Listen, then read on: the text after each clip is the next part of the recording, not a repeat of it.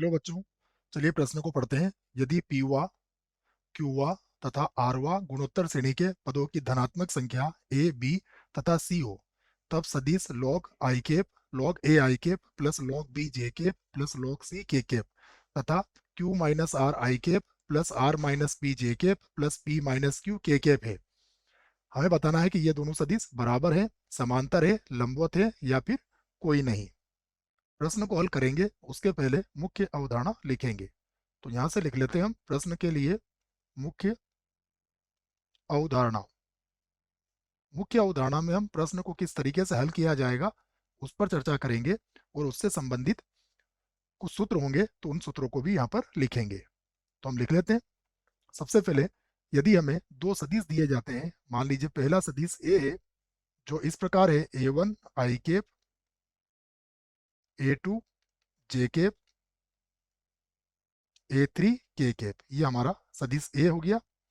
और मान लीजिए कोई सदिश बी है जो इस प्रकार है B1 आई कैप, B2 जे कैप और B3 के कैप है।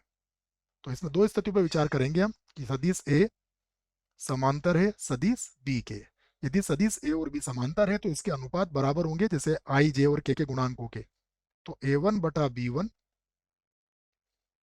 बराबर होगा A2 बटा B2 के और ये बराबर होगा A3 बटा B3 के।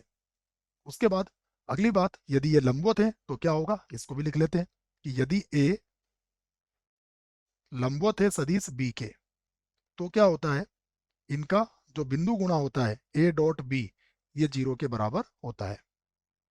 अब हमें पीवा, क्यूवा और आरवा पद गुणोत्तर श्रेणी के दिए हुए हैं, तो हम इसे मान लेते हैं। माना माना गुणोत्तर श्रेणी का गुणोत्तर श्रेणी का प्रथम पद हम कैपिटल ए ले लेते हैं और सार्व अनुपात हम इसका कैपिटल आर ले लेते हैं बच्चों। तो आर है, ये हमने मान लिया है। गुणोत्तर श्रेणी का सार्व अनुपात आर और प्रथम पद ए मान लिया है। तो हमें पीवा पद किसके बराबर दिया हुआ है, ए के बराबर। तो यहां से हम बना लेते हैं इसमें। तो पीवा पद अर्थात ये ए के बराबर है, तो ए बराबर हो जाएगा ए आर की घात पी माइनस एक। उसके बाद बी बराबर हो जाएगा ए आर की घात क्यू माइनस एक और सी बराबर हो जाएगा ए आर की घात आर माइनस एक। ये सूत्र है गुणोत्तर श्रेणी का। एनवा पद ज्ञात करने का ए गुणा आर की घात एन माइनस एक होता है सूत्र। यहाँ से हमें लघुगणक भी लेना पड़ेगा इनका, क्योंकि लघुगणक में हमसे कुछ पूछा गया है। तो यहाँ से मैं मान ज्ञात कर सकता हूँ। देखो सबसे पहले ये हो जाएगा लॉग ए, सभी का आधार ई लिया जाएगा लॉग का, याद रखें। और ये हो जाएगा लॉग ए आर की घात पी माइनस एक, ऐसा लिख सकते हैं इसको।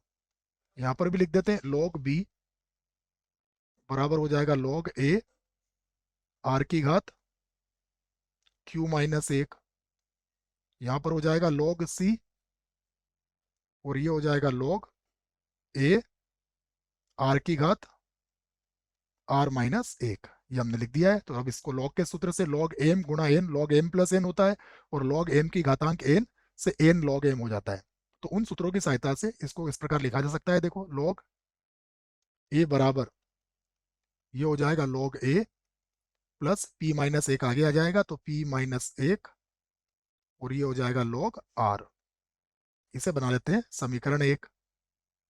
यहां से ज्ञात करेंगे लॉग बी का मान, तो लॉग बी किसके बराबर हो जाएगा, ये हो जाएगा लॉग ए प्लस यहाँ पर होगा क्यू माइनस एक और यहाँ पर हो जाएगा लॉग आर। इसे बना दिया हमने समीकरण दो। उसके बाद लॉग सी बराबर यहाँ पर होगा लॉग ए प्लस, देखो यहाँ आर माइनस एक आगे आ जाएगा, तो आर माइनस एक और यहाँ पर हो जाएगा लॉग आर। इसे बना दी हमने समीकरण तीन। तो ये तीन समीकरण हमने बना ली है, जहाँ पर लॉग ए, लॉग बी और लॉग सी के मान हमने ज्ञात कर लिए हैं। अब हमें जो सदिश दिए गए हैं उन सदिशों को भी मैं कुछ मान लेता हूँ। तो पहले सदिश को मैं एम के बराबर मान लेता हूँ। एम सदिश बराबर हमें दिया गया है लॉग ए आई कैप, उसके बाद plus log B J cap और प्लस लॉग सी के कैप, ये दिया गया है। दूसरे सदिश को मैं एन के बराबर व्यक्त कर लेता हूं बच्चों। ये मुझे क्या दिया गया है देख लेते हैं। ये दिया गया है Q minus R, Q minus are I cap, उसके बाद क्या है R minus P, R minus P ये हो जाएगा जे कैप, और उसके बाद है P minus Q, P minus Q, और ये हो जाएगा के कैप। यहाँ पर हम इनके गुणांकों के अनुपात ले सकते हैं देखो।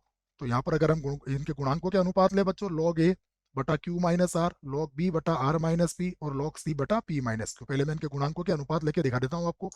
देखो लॉग ए और बटे में मैंने लिया यहाँ पर Q minus R, Q minus R बराबर लॉग बी, और बटे में यहाँ पर ले लिया हमने R minus P, R minus P बराबर यहाँ पर है लॉग सी, और बटे में लिख दिया मैंने P minus Q, P minus Q. अब आप ध्यान से देखिए, यदि यहाँ पर लॉग ए लॉग बी और लॉग सी के मान रखे भी जाते हैं तो ये तीनों कभी बराबर नहीं आएंगे बच्चों। Q minus R, Q minus एक है, पी माइनस एक है, आर माइनस एक है। तो हम ये कहेंगे कि ये जो मान मैंने लिखे हैं ये बराबर नहीं है। अगर ये अनुपात बराबर आते तो समांतर होते। तो आप इस आधार पर इस बात को तो कह सकते हो कि एम सदिश तथा तथा एन सदिश क्या है, समांतर नहीं है, समांतर नहीं है। तो ये तो बात हमने समझ ली कि ये समांतर तो नहीं है। तो अब हम देखते हैं कि ये लंबवत है या नहीं है। समांतर तो नहीं है, ये हमने कह दिया। अब लंबवत की शर्त क्या होती है ये भी मैंने आपको लिखवा दी। अब हम क्या करेंगे, हम एम सदिश डॉट एन सदिश निकाल के देखेंगे, अर्थात गुणा करेंगे इसका। तो क्या आ जाएगा देखिए, जब एम डॉट एन करते तो आई का गुणा आई से होता है, तो ये हो जाएगा लॉग ए, और गुणा में आ जाएगा क्यू माइनस आर, प्लस ये हो जाएगा लॉग बी, और गुणा में आ जाएगा आर माइनस पी, प्लस यहाँ से होगा लॉग सी, और गुणा में आ जाएगा पी माइनस क्यू। अब यहाँ पर लॉग ए का मान हम रख सकते हैं समीकरण 1, 2 व 3 से। लॉग ए का मान किसके बराबर है देखिए, ये हम यहाँ पर लिख लिया हमने। तो ये हो जाएगा लॉग ए, और एक मिनट बच्चों, लॉग ए का मान रखना था हमें, यहाँ से लिख लेते हैं इसको। तो ये होगा लॉग ए, और क्यू माइनस आर का गुणा कर रहे हैं इसको, तो क्यू माइनस आर, प्लस फिर देखिए फिर से क्यू माइनस आर का गुणा करेंगे, और क्यू माइनस आर का गुणा करेंगे, और लॉग के अंदर क्या है ये पी माइनस एक भी है, तो पी माइनस एक, और यहाँ पर हो जाएगा लॉग आर। ये केवल एक ही पद लिखा है मैंने। अब फिर मुझे प्लस लगाना पड़ेगा, प्लस फिर से हो जाएगा लॉग ए, और अब गुणा किसका हो रहा है आर माइनस पी का, तो आर माइनस पी लिख दूंगा, प्लस फिर से लिखूंगा आर माइनस पी, ये आर माइनस पी लिख दिया। और उसके बाद क्या है इसमें, लॉग बी में क्यू माइनस एक है, तो क्यू माइनस एक लिख देंगे हम यहाँ पर, क्यू माइनस एक, और यहाँ भी कितना आ जाएगा लॉग आर आ जाएगा। एक पद और लिखना पड़ेगा बच्चों, प्लस अब किसका गुणा करेंगे हम लॉग सी में, पी माइनस क्यू का, तो लॉग ए, और यहाँ गुणा हो जाएगा इसका पी माइनस क्यू का। उसके बाद फिर से पी माइनस क्यू का गुणा होगा, और क्या था यहाँ पर आर माइनस एक, तो ये हो गया आर माइनस एक, और यहाँ पर आ जाएगा लॉग आर। ये पद मिले हमें। अब हमें यहाँ से फिर पुनः इसको यहाँ से लिखना पड़ेगा।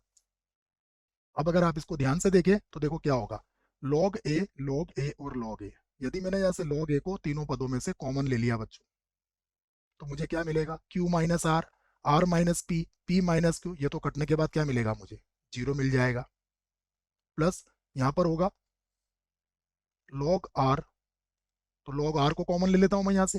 देखिए तो क्या मिलेगा मुझे, ये होगा क्यू माइनस आर और पी माइनस एक, उसके बाद प्लस यहाँ पर होगा r माइनस पी और q माइनस एक, q माइनस एक। उसके बाद फिर यहाँ होगा p minus Q, p minus Q, और यहाँ हो जाएगा r माइनस एक। ये कोष्टक मैंने बंद कर दिया।